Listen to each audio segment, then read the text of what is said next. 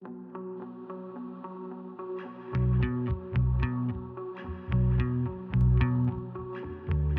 is the solitaryGM. A little bit different kind of video for you this time. We're going to talk about solo role playing, play blockers, barriers to getting started or continuing. This even applies to just group play, tabletop role playing games in general. I'm going to talk about first, I'm going to discuss how and why I started role playing, some things that led up to that. I'm going to talk about how to start playing, or rather, perhaps how to stop planning, prepping, creating house rules, and just start playing. I'm going to talk about how to create a space to play in if you are having troubles with that. Also, I want to talk about how to handle a spouse that disapproves of your playing these types of games, which might be a bit of a touchy subject, but let's just dive right into this and get started. So, how did I start playing solo role playing games? So, about a year and a half ago, I've been itching to play, and I didn't have a group to play with, and I couldn't really get out of the house too much because my wife at the time was starting to have some health issues. So I picked up my AD&D and started to try and role play a little bit, and then I looked at some videos and found some tips and techniques on how to do that. One channel in particular, I watched it quite a bit, and then I found some actual solo oriented role playing games. So I went ahead and played a few of those, and it's kind of snowballed from there. I have 15 or 20 different solo games to play. I know how to solo regular, tabletop games that are written for groups. I can solo those as well. And then that led me to this YouTube channel that I started, which, as I mentioned, my wife had some health issues. She ended up passing away a few months ago. So to fill in some of the time I had suddenly at my disposal, I started this YouTube channel to just show how I play the games, mainly just for fun, and that's what I've been doing. So how to start, uh, or rather stop planning, prepping, creating house rules, and just start playing. So my thoughts on that are pretty simple. If you find yourself doing that a lot, there are some solo games that um, that's all they are. They're just solo games, and they're really easy to, I mean, like zero prep. You can just jump right in to these games. That I'm, and there's more than the ones I have here, but I just have a couple to mention. We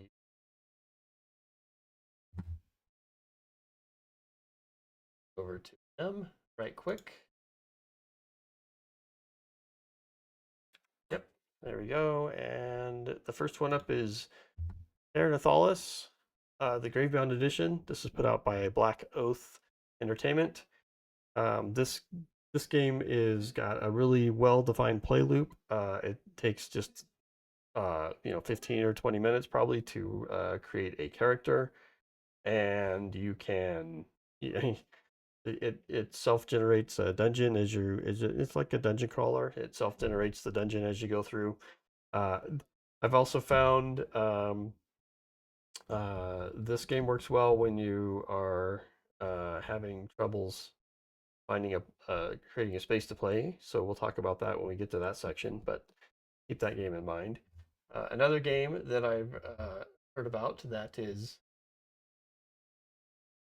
see, is this game, Four Against Darkness.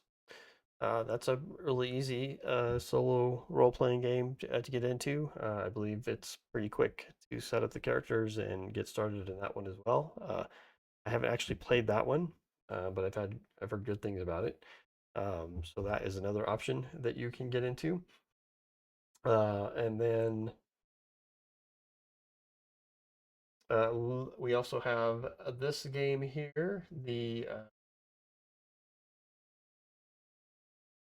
here, yes, Dwarf Mind by Paper Dice Games, a little mapping game of adventure by James Huron.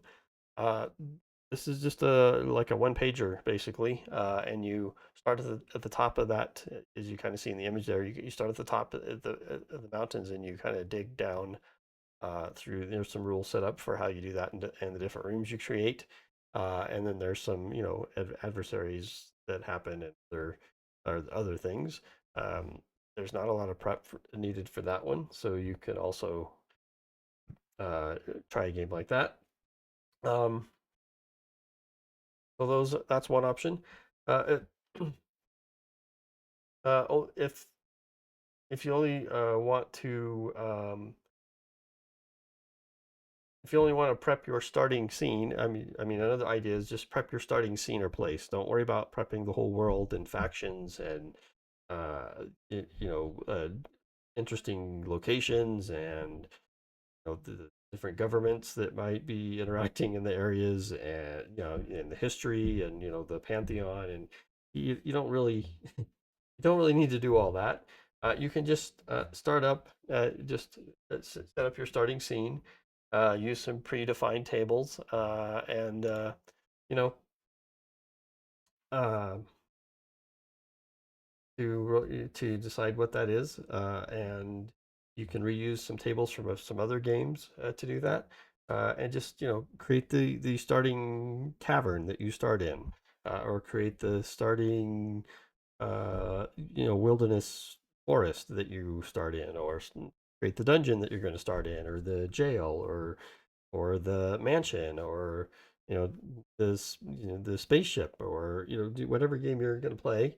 Uh, just start in a small area and expand out from there. That's another very good use, a great idea to kind of help you cut down on the prep. And then using tables and oracles and things like that, you can build in a pretty rich environment over time that you will be adventuring in. So those are some good things. If you're having troubles with that, even then I would recommend using a simple oracle. And a couple of those as well. I'm going to here. So the first one up I have is one, the Snap Oracle. I did two videos using the Snap Oracle. That's all I used was this fits on a 3x5 index card.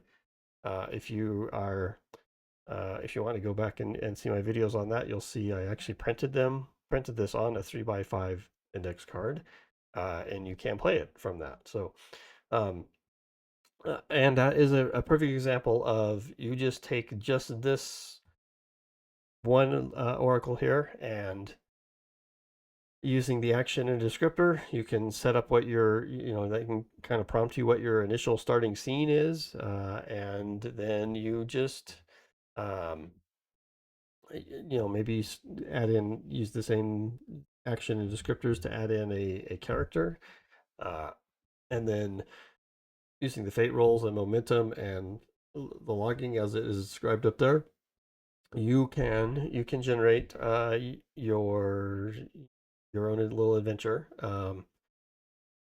It's got a twist in it, so a lot of times the twist will introduce you into a whole different direction of where your idea goes, and that's fine. I mean, it got really interesting when I did that, so and I had a lot of fun with it. And this takes zero prep. I mean, you grab some dice and your 3x5 card, and just start rolling. Maybe a scratch piece of paper to keep track of your characters and plot lines and scenes and things.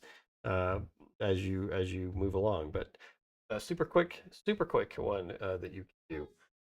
There's also this one, the one page solo engine that is pretty nice. It's got a little more to it. It's also got a NPC generator as well as an Oracle and scene generator. So this one's a little more involved, and there's some description here to help you use it. You can print this front and back page, so that's why it's a one-page solo generator. So that's another excellent one that you can use. Put out by Inflatable Studios, I believe. And then I have this one that I haven't not really heard anyone talk about. I haven't actually used it either, but it's the Triple O one-page player character emulator. So this gives you some tables to give your characters some flavor and and motivations and things like that. Um, so you could use this for your characters, and you could use the Snap Oracle for your actions and your scenes together, and you got a complete super no prep way to get started. Um, Highly recommend you try that at least once or twice, and yeah, even if you don't stick to it, I think you will enjoy it, and you know, continue playing on. So let's talk about right now. Let's talk about how to play if you don't have a space or you don't have large blocks of time set aside where you can play. Um, I mean, if you're going to play, the short answer to that one is you're just going to have to make time, and you're going to have to make a place to play.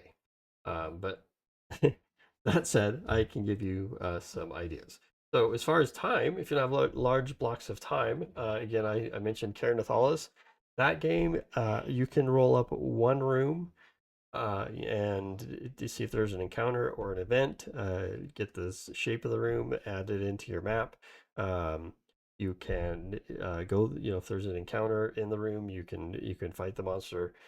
You can scavenge it, um, and then that's it. That takes 5 to 10 minutes, maybe. Depending on how long your fight takes, if you have to get into one. If it's just an event, it could be even shorter. So you really just need 5 or 10 minutes. You can sit down and do that game one room at a time. Uh, and if that's all the time you have each day, it'll take you a bit of time to find the overseer and the things that game has you do, but and move into different domains and things. But um, perfectly legitimate way to play if you just have a couple of minutes to spare to do that. If you're having troubles finding a place to play, and your house is overrun with kids or whatever your dogs or whatever the issue is, and you get interrupted every time you sit down to go somewhere and play. Your spouse interrupts you because you got the honeydew list to do, or whatever whatever the problem is.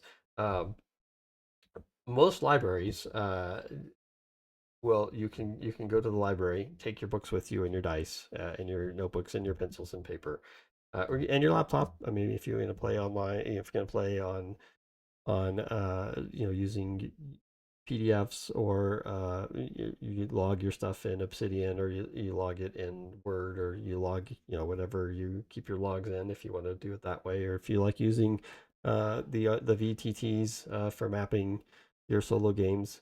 Bring your laptop. You can do that. Um, you can go to a library.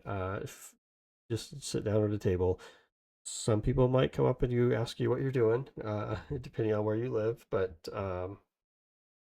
it'll be a lot less distractive than your house will be, I assure you. And they even have rooms. You could reserve a room for an hour and lock yourself in there and play. So library's great. If you want to stick to your house though, and you don't have perhaps um, things there that prevent you from playing, like I've already mentioned, but you just don't have a place, then the place that you can play is pretty wide open. You really just need a flat surface to some degree if you're just going to use pencil and pen. or if you have a computer or a laptop and you're playing online, then wherever you have your computer set up is a perfectly good place. But let's say you don't want to use a computer, you just want to use paper, pencil, and a pen, and a book maybe, and some apps. Um, you just need a desk, a table. You can sit on your bed with a lap desk. You can use a coffee table. You can put a piece of, a small piece of wood on the floor, and sit on the floor and play your game. It's the options are endless in that regard. So don't let that be a barrier, because that's the easy one to fix. Um, if you're having troubles getting immersed into the scene, like especially if you go to the library, it might be hard to get into the mood, or into the zone, or get your headspace into where your game is at. You could get some mood music saved on your device or your phone, or your whatever you have to play music on, and put on a set of headphones, or your buds, or whatever you have, um, and play that music when you sit down to play. And maybe you have a certain track that will get you in the right mood for the game. Maybe it's for gaming in general, regardless of what game you play. You always play the same one, or maybe you have different soundtracks for different types of games that you play. Either way is good, but that would be one way that could help focus your brain and get you into the mood. And I already mentioned this last point. Some games lend themselves well to 10 or 15 minutes of play. I think um, the Dwarf Mine that I mentioned earlier by Paper Dice Games is probably one of those that you could play in 5, 10, 15-minute chunks of time. Neanderthals, as I mentioned, definitely one. If you're going to use a simple oracle, you might get to where you could just do a couple of 10 or 15-minute sessions with those. Um, but those require a bit more creativity and thinking, so that might be a little harder to do if you're you know just stressed for time. That those will help you get started. So the last thing I want to talk about is how to handle a spouse that doesn't agree with your hobby. Ooh, and that is a big topic. And I'm not a counselor, so not going to give you relationship advice in this for the most part. But here is, I mean, I feel a little bit qualified to talk to this because uh, my my late wife, there was a period of time while we were married that she absolutely didn't agree with my hobby, and I've covered a couple of the arguments that she made, and how I responded to those. And maybe you have this problem too, so maybe this will help you. So yeah, how to handle it if your significant other doesn't agree. So your hobby is evil. Whatever their thing is that they tell you. So I want to start by first saying, and this is important, so listen carefully. The convincing someone that already has an established opinion or belief, it's going to be really hard to change their mind. So I don't want to, I don't want to not give you any hope right off the bat, but I just want us to set the realistic expectation here that when you're dealing with this kind of a problem, it's not going to have an easy solution. So I just want you to know that. So there's three main complaints that I had to deal with, and I think they're probably pretty similar to what other people have to deal with. And maybe you have some other ones that I don't cover, but this should give you some ideas. So the first one, it's evil, it's satanic, it's all all these things are from have occult references. It's just blatantly evil. Um, and on that one, if you've watched my intro video, I'm a Catholic, and I try to talk about some Catholic things once in a while. Some of my earlier videos, I definitely did, and as topics come up, I will definitely throw in some theology. I'm not a theologian, I'm not an apologist. I'm just a Catholic, and a not a cradle Catholic. I converted um, some years back, but I'm a happy and enjoying my Catholicism and everything else. So you know, hearing it satanic and it's all full of the occult and everything, that was one that I'm like, whoa, wait a minute, that's interesting. Maybe I should look into that. Uh, and in some respects, they're not totally wrong. I mean, there is a lot of occult type of terminology, like in Dungeons and Dragons, for instance, and things like that. But step back for just a moment and recognize that the game, um, generally speaking, when you're playing one of these games, and this maybe in your case, this isn't the case, but generally, when I play these games, I generally view myself as good, and I'm fighting evil. I mean, I'm doing heroic deeds to rescue kidnapped kids. I'm eliminating the monster threat from a town, or I'm saving a region from a plague, or I'm escorting a princess safely through the treacherous forests, or I'm defeating the dragon that is ravaging the lands. I'm turning undead and eliminating them from from places. I'm finding lost treasures or and returning them to their rightful owners, or just getting them back out and available in the world, or whatever. Um, for the most part, yeah, that is what my characters are doing. Not so if you like playing the lawful evil,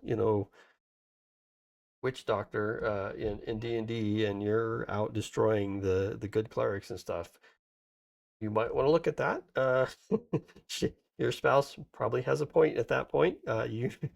Your game is evil, so um, I can't help you with that one. But if you're a Christian, you're probably similar to me. Your games, you're generally probably good fighting evil.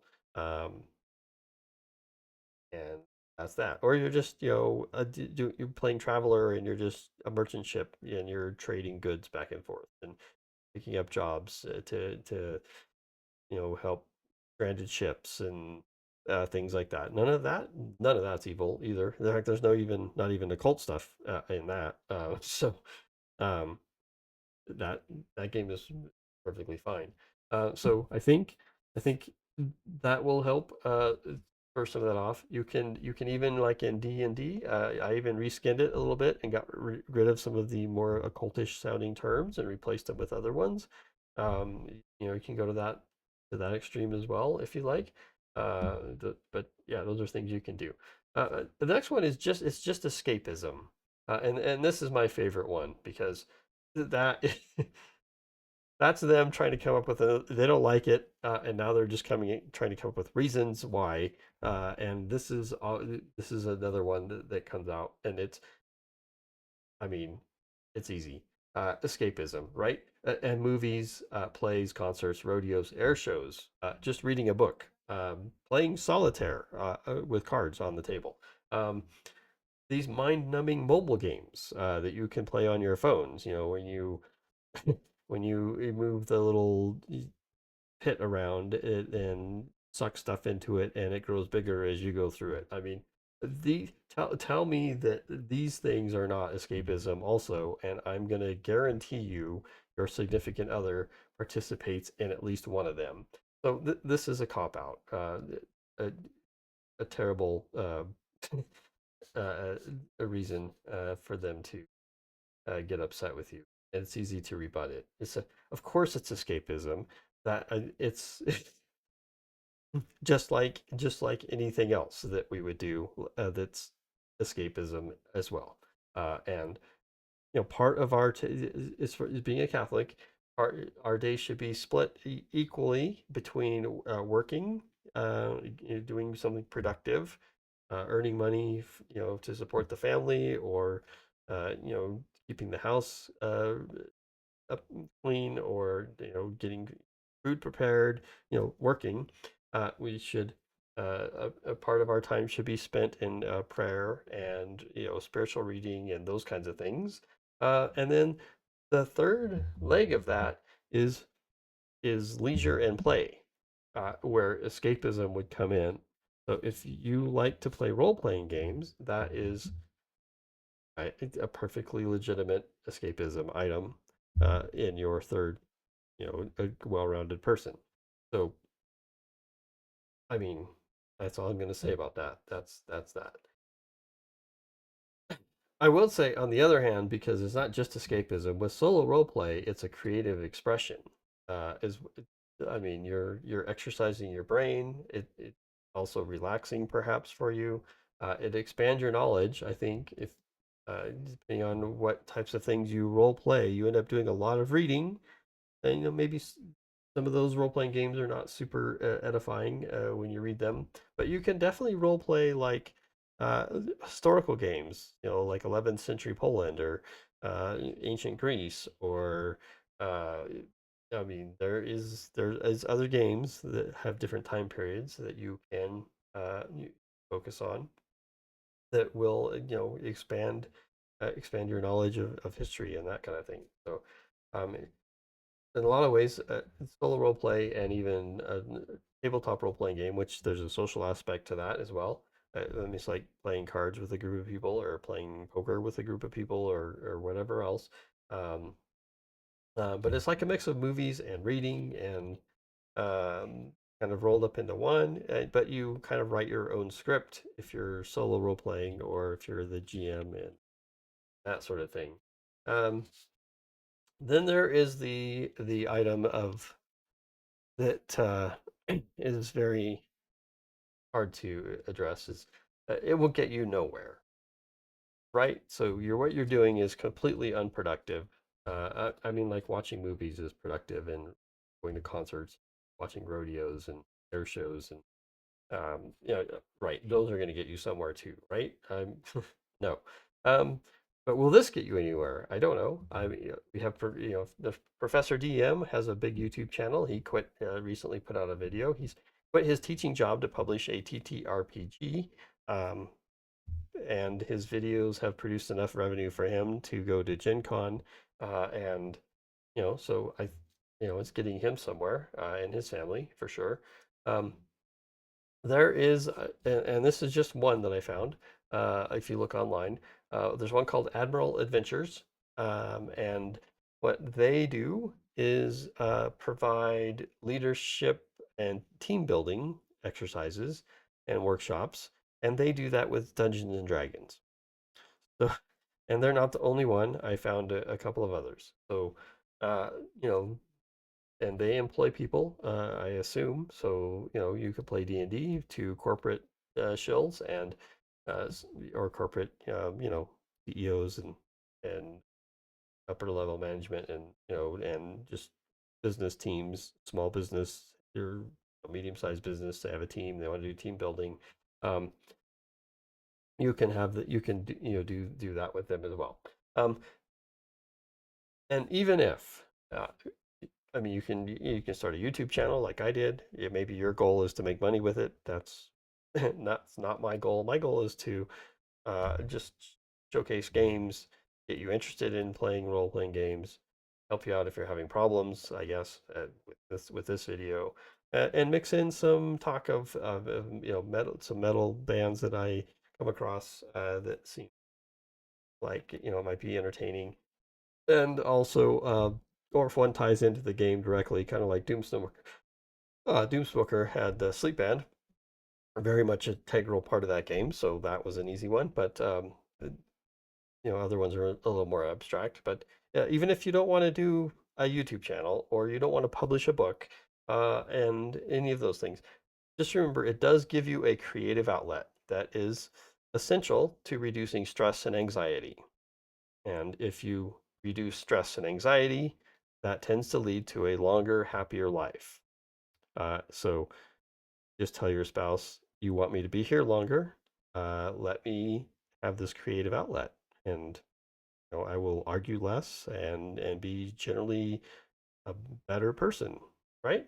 Um, I did have another thought here. I was going to throw in. I mean, if these don't work for you, you could try marriage counseling. But right, that's up to you, not me. Um, uh, I did have some thoughts there, but I'm going to leave those out for now. But that's it. Those are the things I want to talk about. I hope you found this video helpful in some way. If not, I'm sorry. But I thought I would just try to talk on these points just a bit. And this is probably the only video I'll make like this. I don't intend to turn this channel into a self-help or a relationship advice or how to build a uh, RPG table or any of those topics. So yeah, that's it. That's all I have for this one. Hope you have a great day. See ya.